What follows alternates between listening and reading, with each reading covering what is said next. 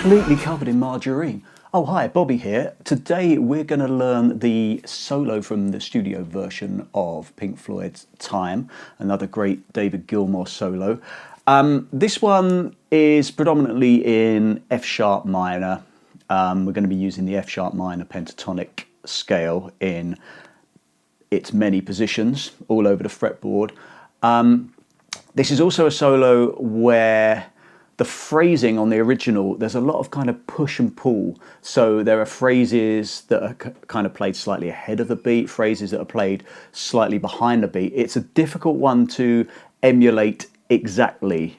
You kind of have to trust your own kind of time feel. So before you comment saying, "I don't play it like that," or "Matey from the Belgian Pink Floyd experience plays it with a paper bag on his head," do bear in mind that this is one David Gilmour solo where you kind of have to put your own spin on it in terms of some of the phrasing. You know, I find that if a phrase is played slightly ahead of the beat, that can be quite difficult to replicate authentically without sounding like you're deliberately trying to play out of time. And I think it's one of the reasons that this solo is so great is it's kind of there's kind of organized chaos going on, you know. And some big bends as well. That's something to consider. So we're going to break everything down note for note, but we're also going to do a little bit of a harmonic analysis of it and find out exactly what's going on chord-wise and why David Gilmour has chosen some of the notes that he's chosen. Before we get into it, please do hit like and subscribe. As I say, it will really help to grow the channel. If you want a free guitar course, 100% free, I have a blues phrasing course. You can find the link in the description below. So I'm going to do all of this with a clean sound. So let's look at the chords, what's going on under the solo, because that's as important as the notes you play. So in the main verse, this takes place over the kind of verse and chorus section, I suppose, of Time, or the A and B section. In the main verse, we've got F sharp minor, 2, 3, 4, to A major, 2, 3, 4, E major, and then back to F sharp minor. The next section, the tired of lying in the sunshine, that section, that's basically D major 7 to A major 7, does that 3 times. Oh, it actually does it twice. And then we've got D major 7, 2, 3, 4, C sharp minor, 3, 4, B minor, 3, 4, and then E. And before you comment saying, "Gilmour doesn't play any major 7 chords," do bear in mind that when I talk about the major 7 chords, that's what's implicit in the overall harmony. So while I believe if you break down the rhythm guitar part, which we're not going to do in this lesson, it sounds like Gilmour is playing D major and A major, or even just a kind of D5 and an A5, but the major 7 chords are implicit in the overall harmony. That's what I mean by major 7. So I'm going to do all of this with a completely clean sound. So we kind of come into the solo with, it's not going to sound great on a clean guitar, but a dirty kind of pick scrape. And then we land on an F sharp on the 4th fret on the D string. 1, 2, 3. And then we've got this bend. So that's the 4th fret on the G string. He kind of lets it dip, but he doesn't let it dip all the way down to this B note. So there's a little bit of almost a semitone. And then, so we've got 3, 4, and 1, 2, 3. And then, so similar lick. So you want to bend 4 up a whole step on the G, release it, and then pull off to 2. And then that's bend up again on 4 on the G. And then 2 on the G, and then hammer onto 4. And then we've got so that's 4 on the D string, but you want to bend up a semitone or half a step, and then release it. So gives you kind of like a flat 9, you know, kind of slightly edgy sound there. And then we've got a blues lick there in position 2 of the F sharp minor pentatonic scale. So that's on the G string, it's 6, so slide into 6, 5 on the B, that's 7, pull off to 5, back to 7 on the B, and then that's 5 on the high E, sees it slightly sharp, and then back to 7 on the B. So, you know, going back to the root note. So the first couple of phrases, 3, 4, and...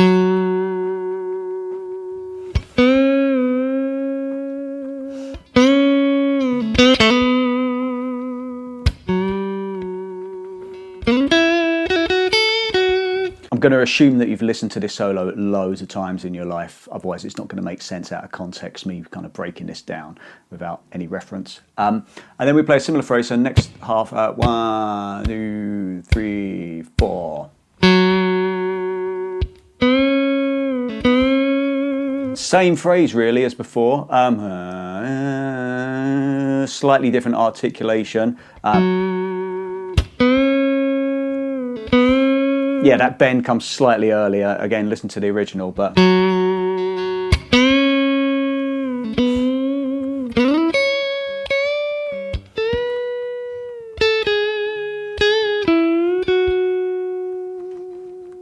So with this phrase, we've got these kind of 6th shapes. So that's 9 on the G, slide in, and then catch 9 on the high E. And then you want to bend 9 on the high E up half a step and release it.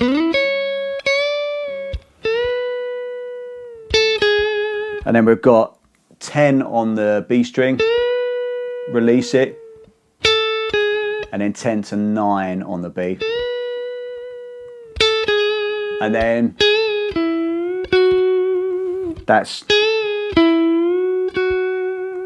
so 9 on the B, bend it up half a step and release it. 9 on the G, bend it up a whole step, and then you release it very gently,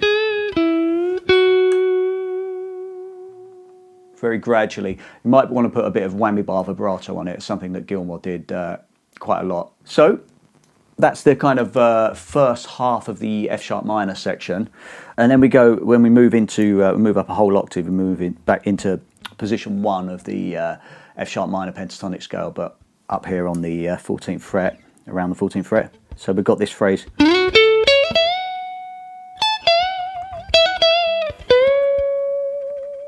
So it's almost it's an F sharp minor arpeggio really, but that you'll find that in the minor pentatonic scale anyway. So we've got That's 14 on the D, slide in.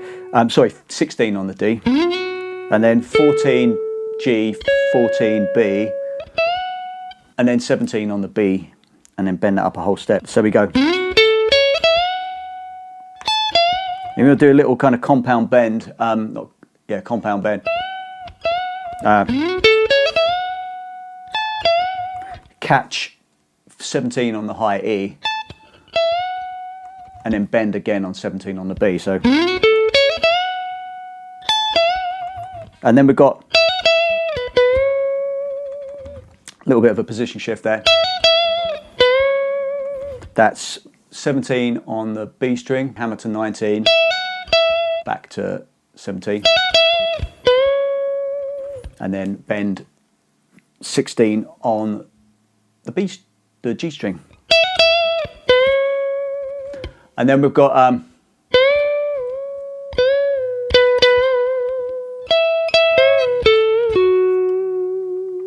just waiting for my dog to finish scratching himself. You right there, Bounce? So we bend 16 on the G up a tone and a half, and then kind of scoop it down and then bend up a whole step. So, and then pick it again, release it, pick it again. So, and then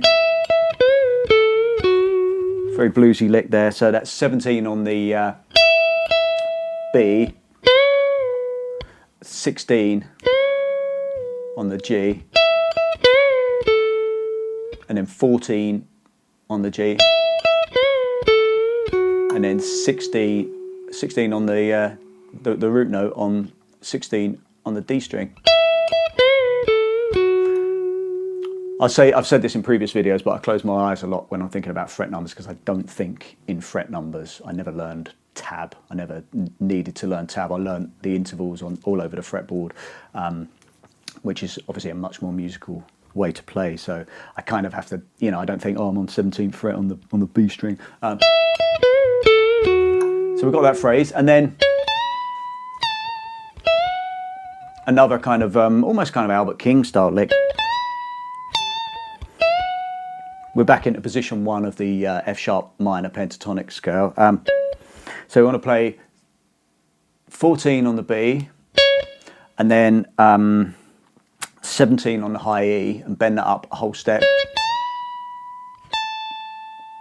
and then take it down again and kind of tease it slightly sharp after that.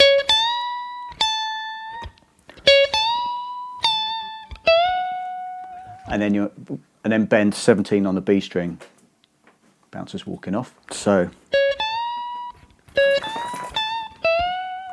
and then another bluesy lick. So with your little finger, if you catch 17 on the B, and then that's 16 on the G, release it, pull off to 14, and then that's 16, 14, all on the G, and then you want to bend 16 up a whole step again. And then we've got a big bend.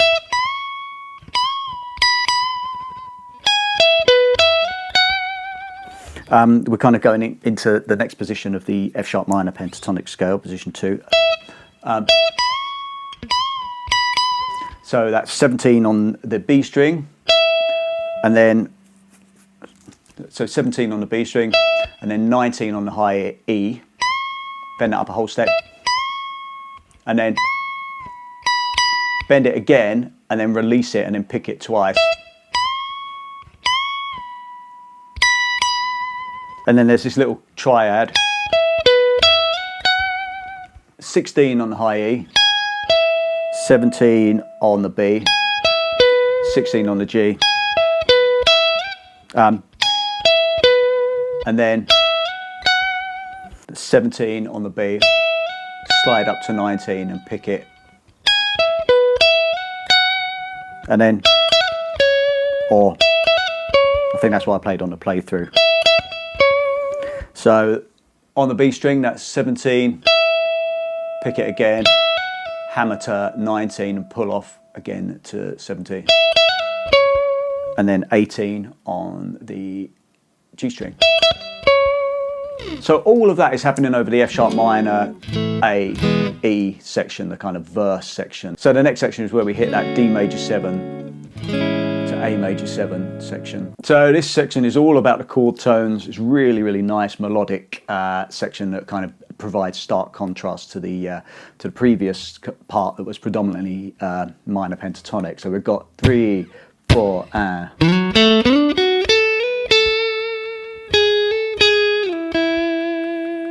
So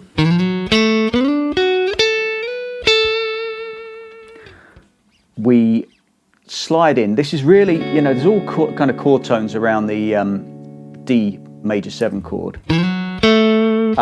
So 4 on the D, slide in, 2 on the G, and then we've got,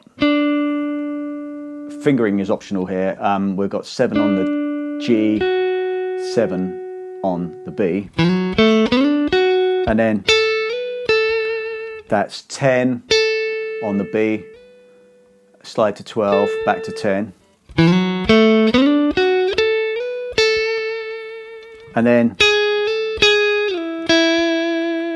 I'm doing a lot of this on one string because there's a lot of sliding.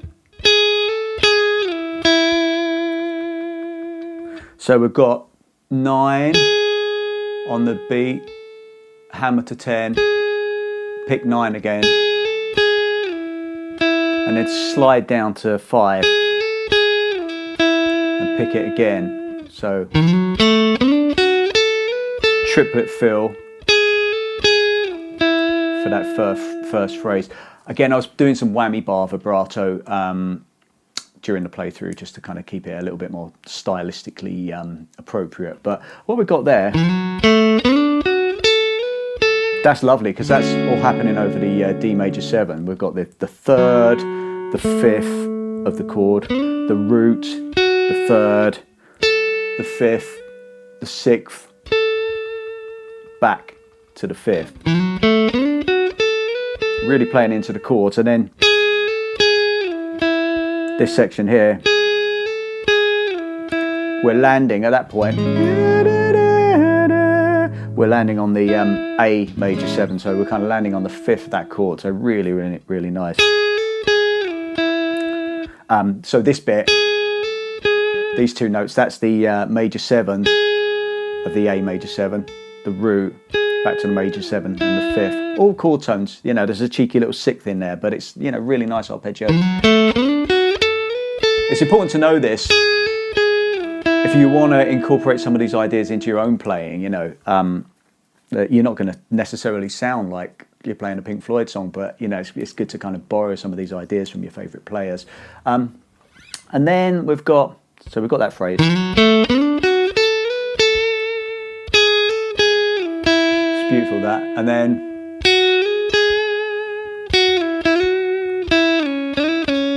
So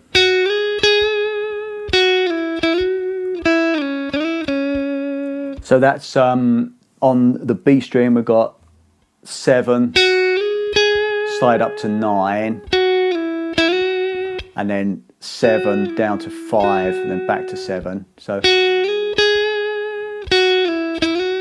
and then, so big jump there. So that's 5, all on the B string, down to 2, and then 5.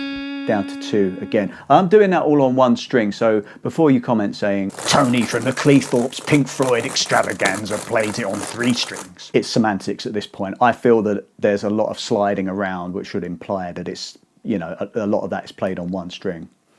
And then we've got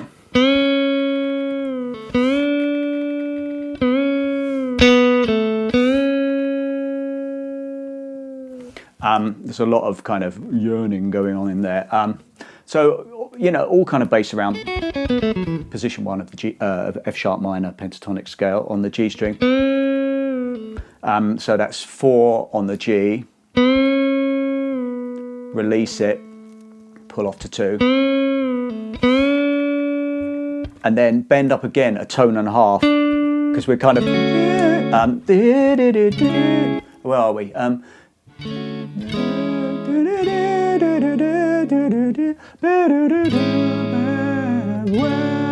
Yeah, we're bending to the root note of the D major 7, and then bend up just a tone, a whole step on 4 on the G again, and then pull off to 2 like you did before, and then bend 4 on the G and just let it drop, drop, and then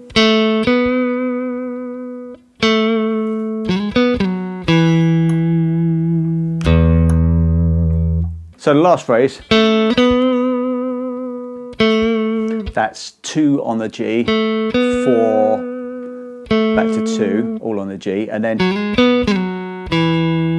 that's a nice phrase. So we're kind of doing a grace note slide from 4 to 6 on the D string, and then 4 on the G, and then grace note slide from 6 down to 4 on the D,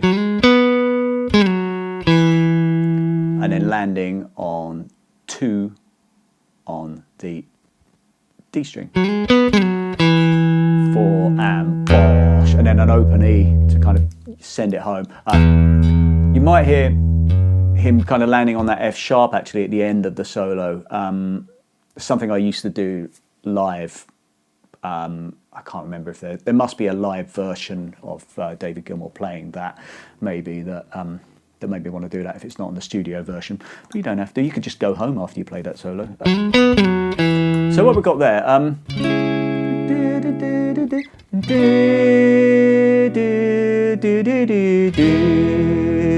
Bomb. So we're kind of on the B minor.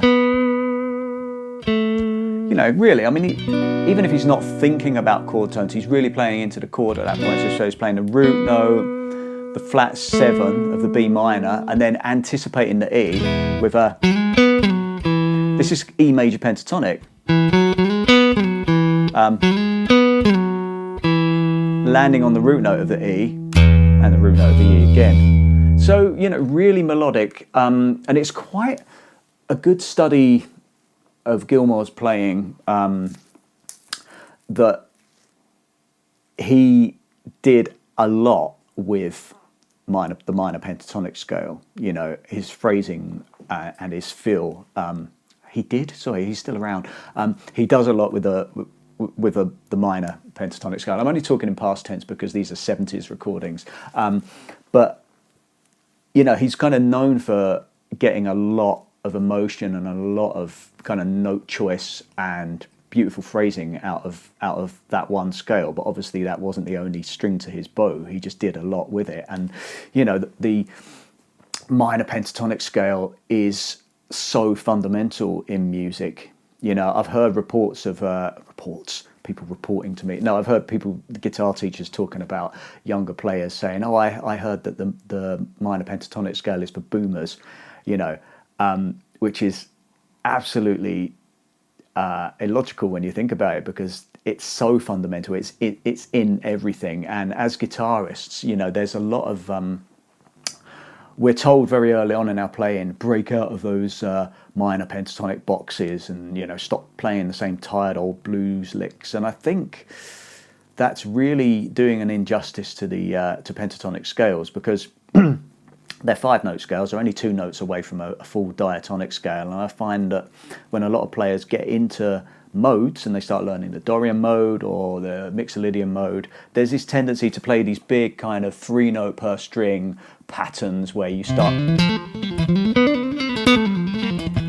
you know, you get lost all over the fretboard and you feel that you have to kind of conform to these bigger shapes. And it's really easy to kind of divorce yourself from the bluesier stuff that you've kind of assimilated up to that point. I certainly found that was the case in my case, because my playing, I was into kind of rock players and blues players in equal measures when I started out. You know, I was listening to B.B. King, Stevie Ray Vaughan, Freddie King, and I was also listening to like Nuno Bettencourt, Paul Gilbert, Steve Vai, Joe Satriani. So I didn't really know which. I kept being pulled in different directions. Ooh. And I feel that I think it was maybe John Wheatcroft who said in an article in a magazine that to actively avoid the pentatonic scale in your playing is akin to writing a sentence without the word "and" in it. You know, it's so fundamental, and there's so much you can do with it. So please, you know, I feel it's really, really important if you want to be more of a kind of blues-based player,